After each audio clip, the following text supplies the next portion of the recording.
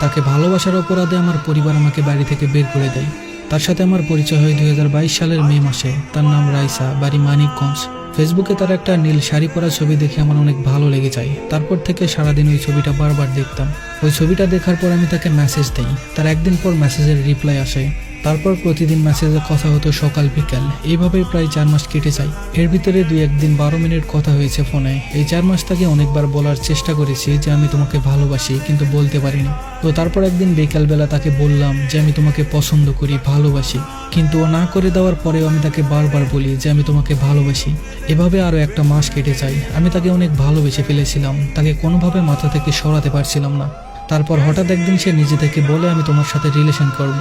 বিশ্বাস করেন, ওই দিন যে আমি কতটা খুশি হয়েছিলাম তা হয়তো আমি বলে বোঝাতে পারবো না। আমি তাকে অনেকবার বললাম তুমি কি সত্যিই আমাকে ভালোবাসো নাকি আমি বলেছি বলে বলছো। সে বলেছিল যে না, সত্যিই আমি তোমাকে ভালোবাসি। সেদিন থেকে আমাদের ভালোবাসাটা শুরু হয়। তার সাথে যখন আমার কথা হতো মনে হতো সে আমায় সত্যি অনেক ভালোবাসে। তারপর সে আমার একদিন ফেসবুক আইডির পাসওয়ার্ড নেয়। একদিন হঠাৎ করে সে বলে আমরা দেখা করব। আমিও রাজি হই। দেখা করার জন্য তাদের এলাকায় যেতে হবে, মানিকগঞ্জ, দৌলতপুর। তার সাথে যেহেতু কখনো সরাসরি দেখা হয়নি, তাই দেখা হবে এটা ভেবে আমি অনেক খুশি হই। 1 সপ্তাহ পরে দেখা করার তারিখ ঠিক হয়। আমি যাওয়ার জন্য প্রস্তুতি নিই। যেহেতু তার বাসা আমার বাসা থেকে অনেক দূর, তাই তাকে দেওয়ার জন্য একটা কালো শাড়ি আর কিছু চুড়ি আরো অনেক কিছু কিনি। দেখা করতে যাওয়ার 3 দিন আগে বাসা থেকে বের হই। ঢাকায় 2 দিন থাকবো, তারপরে তার সাথে দেখা করব। ঢাকা থেকে সঠিক সময়ে যাওয়া যাবে আর ঢাকা থেকে কাছে হবে তাই। কিন্তু আমি দেখা করতে যাওয়ার 2 দিন পর শুনি সে আরো 2টা রিলেশনে আছে। তাকে আমি এই ব্যাপারে প্রশ্ন করার আগে আবারও বলি তুমি কি আমাকে সত্যিই ভালোবাসো? সে বলল সত্যি, কসম করে বলছি আমি তোমাকে সত্যিই ভালোবাসি। তারপরে আমি ওই 2টা ছেলের নাম বলি আর বলি তাদের সাথে তোমার রিলেশন আছে? ও বলে যে রিলেশন নাই। তখন আমি প্রমাণ দেই। তারপর সে আমাকে ব্লক করে দেয় কিছু না বলি। তার সাথে আমার পরিচয় ছিল 6 মাসের আর রিলেশন ছিল 22 দিনের। কিন্তু এই 6 মাসে তাকে নিয়ে এতটাই স্বপ্ন দেখে ফেলেছিলাম যে তাকে কোনোভাবেই ভুলতে পারছিলাম না। তার সাথে রিলেশন নষ্ট হবার পর বিশ্বাস করেন নিজের আর বাঁচতে ইচ্ছে হচ্ছিল না। তাই রিলেশন ব্রেকআপ হওয়ার 2 দিন পর বাড়িতে এসে পড়ি ঢাকা থেকে। 3 দিন পর 8টা ঘুমের ওষুধ খাই, খেয়ে শুয়ে পড়ি। খাওয়ার সময় আমার ছোট ভাই দেখে ফেলে। তারপর সবাই আমাকে মিলে হাসপাতালে নিয়ে যায়। হাসপাতালে ছিলাম 4 দিন। তারপরে সবাই আমাকে বাসায় নিয়ে আসে।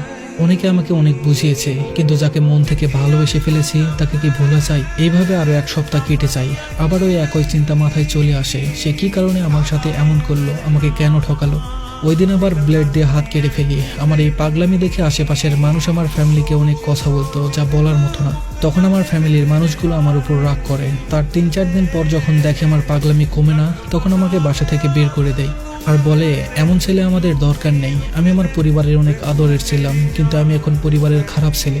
বিশ্বাস করেন, ফ্যামিলির কাছে যখন যেটা চেয়েছি তখন সেটাই পেয়েছি। যে মা আমি একবেলা না খেলে জোর করে খাইয়ে দিত, সেই মা আমাকে বাসা থেকে বের করে দেয়। আমার পড়াশোনা বন্ধ হয়ে যায়। তখন আমি ঢাকা চলে আসি একটা চাচাতো ভাইয়ের কাছে। তখন আমার কাছে টাকা ছিল 620 টাকার মতো। এভাবে আরো 15টা দিন কেটে যায় চাচাতো ভাইয়ের কাছে। তারপর চিন্তা করলাম কাজ করব, হয়তো কাজের মধ্যে থাকলে ওকে ভুলে থাকা যাবে। তারপর আমি একটা কাজ নেই, 11 ঘন্টা ডিউটি, 9000 টাকা বেতন। এভাবে আরো কিছু মাস কেটে যায়। বাড়ি থেকে বের করে দেওয়ার আর 7 মাস। এর মধ্যেই ঈদ চলে আসে। ঈদের 3 দিন বাকি, কিন্তু বাড়ি থেকে কল দিয়ে কেউ বলে না যে বাড়িতে চলে আয়, একসাথে ঈদ করি। ঈদের 2 দিন আগে আব্বু ফোন দেয় বিদেশ থেকে বাড়িতে যাওয়ার জন্য। 7 মাসে এই প্রথমবার কথা হয়েছিল আব্বুর সাথে, কিন্তু মা কল না দেওয়াতে বাড়িতে আর যাওয়া হয়নি। তাই ঈদে ঢাকায় থাকি। তার 1 মাস পর শুনে আব্বু বিদেশ থেকে এসেছে, দীর্ঘ 5 বছর পর। কিন্তু আমি জানি না। এই কথা শুনে মনে হলো বাবা মা থেকেও নেই। আজ মিথ্যে ভালোবাসার কারণে পরিবার থেকে অনেক দূরে, পরিবার থেকেও যেন নেই। 15 দিন পর হঠাৎ আব্বু ঢাকা আসলো আমাকে নিতে। আমার চাচাতো ভাইকে নিয়ে আমি যেখানে কাজ করি ওখানে চলে যাই। আমি তখন আব্বুকে থেকে জড়িয়ে ধরে কান্না করে দিই। তার 1 দিন পর আমাকে বাড়িতে নিয়ে আসে। সব ঠিকঠাক আবার হয়ে যায়। কিন্তু যাকে মন থেকে ভালোবেসেছি তাকে কি ভুলে থাকা যায়? প্রতিটা রাত কান্না করতে করতে কাটে। তার সাথে আমার রিলেশন নাই আজ 3 বছর 3 মাস। আজও তাকে ভুলতে পারি না।